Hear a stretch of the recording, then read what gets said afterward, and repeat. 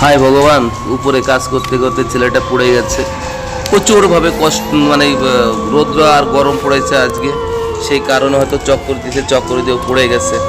আমার খবর পাওয়ার পরে সঙ্গে সঙ্গে উপরে ছুটে আসলাম। আসার পর আমাদের সেফটি অফিসার এবং আমাদের কোম্পানির ক্লায়েন্টের ফোরম্যান, আমাদের ব্যক্তিগত কোম্পানির ফোরম্যান, ইঞ্জিনিয়ার, আমরা সবাই মিলেমিশে তাকে তোলা, মানে একটু দেখছি যে কোনো জায়গায় কিছু হয়েছে নাকি। আর প্রচণ্ড গরম, তো ওই জন্য জামাটা খুলে দেওয়া হচ্ছে যে হালকা একটু বাতাস লাগার জন্য। তারপরে সাহেব বললো, না এইভাবে রাখতে হবে না, চট করে একে বেডে উঠে চলো, ওকে নিয়ে যেতে, তুমি নিচে চলো। এর ভিতরে আমরা অ্যাম্বুলেন্সে ফোন দিয়ে করেছি, উপরের থেকে অ্যাম্বুলেন্সে ফোন করেছিলাম। আর এখন বর্তমান আমরা 35 তলা উপরে আছি, তো তাই 35 তলা উপরের থেকে না অ্যাম্বুলেন্স মানে ভালোভাবে টাওয়ারও থাকে না। যাই হোক, তবু ওকে নিয়ে সিঁড়িতে করে নামাতে হবে। আমাদের 20 তলা মানে 30 তলা নিচেই আমাদের থাকে লিফট। এবার 5 মঞ্জিল আমাদের নিচে নামাতে হবে, একে সিঁড়ি দিয়ে নামাতে হবে। আর এদিকে বেডের উপরেও পড়ে আছে, যেহেতু বেডটার সঙ্গে যে বেল্ট থাকে, বেল্ট দিয়ে ওকে বাঁধা হচ্ছে, নইলে নামার সময় তো এদিক ওদিক পড়ে যেতে পারে, সিঁড়িতে আসতে হবে, খারাপভাবে আসতে হয়।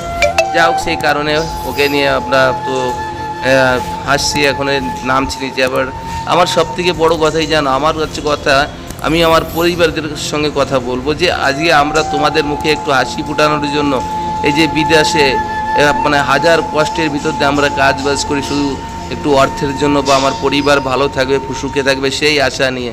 কিন্তু তোমরা আমাদের কষ্ট কখনো বোঝো না। যে যখনই সুযোগ পাও না, সে তখনই আমাদের ধরে, মানে যে যত পারো তত তোমরা আমাদের কিন্তু বেশি কথা বলো। আসলে কি, আমরা তো টাকার মেশিন না তোমাদের কাছে, আমাদের তাও তো তোমাদের কাছে টাকার মেশিন, তোমরা তো এই মেশিনের কখনো যত্ন নিলে না। আজকে জানি না এই ছেলেটার কী হবে, তবু ঈশ্বরের কাছে কামনা করবো ঈশ্বর এই ছেলেটাকে ভালো রাখুক, সুস্থ রাখুক এবং একে সুস্থ করে দিক। তবে যাই হোক, সেটা ঈশ্বরের হাতে কি হবে কি না হবে জানি না।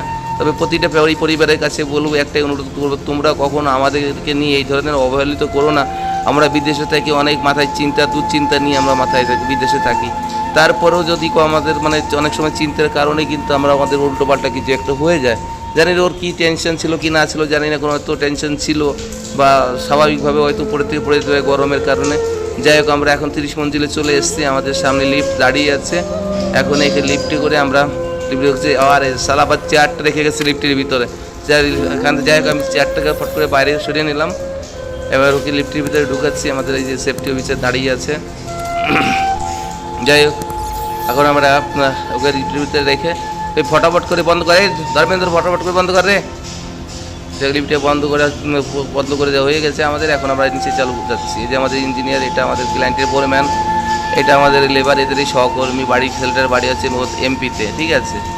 তবু আর এমপিও কারি দেখায় না, কেননা আমাদের সহকর্মী, আমাদের হাতে নিচে কাজ করে, সবার দায়িত্ব আমাদের রাখতে হয় বা আমাদের রাখতে হবে, যেহেতু আমরাই তাদের দেখাশোনা করি, তাদের কারণে আমাদের চাকরি। আজকে লেবার যদি না থাকে তাহলে আমাদের মতন সাহেব শিওরের কোনো দাম থাকে না। তারপরে যাই হোক, আমরা নিচে নেমে এসেছি, এখন লিফটে নেমে এসেছি। এখন ওখান থেকে আবার নামানো হচ্ছে, লিফটের থেকে নামিয়ে এখন ওকে আমরা প্রাথমিকভাবে যে আমাদের চিকিৎসালয় আছে, হ্যাঁ, চিকিৎসা রুম আছে, সেইখানটা আমরা নিয়ে যাবো। অ্যাম্বুলেন্স এখনও এসে পৌঁছায়নি, আর রোডে প্রচণ্ডভাবে ভিড়। সেই ভিড়ের কারণেও হয়তো মানে অ্যাম্বুলেন্সে আসতে সময় লাগছে। এই তো, তারপরে আমি তোমাদের রোডটা দেখানোর চেষ্টা করব। দেখো, এই যে হচ্ছে রোড আমাদের সামনে, যে গেটের সামনে দেখো রোড কীভাবে, দেখো গাড়ি, ঠিক আছে। দেখ, এখান থেকে আমরা হেঁটে পাশেই আছে আমাদের এই মানে সেফটি অফিসের পাশে আছে আমাদের রেস্টরুম আছে। রেস্টরুমে মানে যেখানে আমরা প্রাথমিকভাবে চিকিৎসা করব, সেই রুমটা আছে, এই যে এই রুমটায়, ঠিক আছে। অলরেডি আমাদের একজন সেফটি অফিসার এসে এখানে বসে আছে।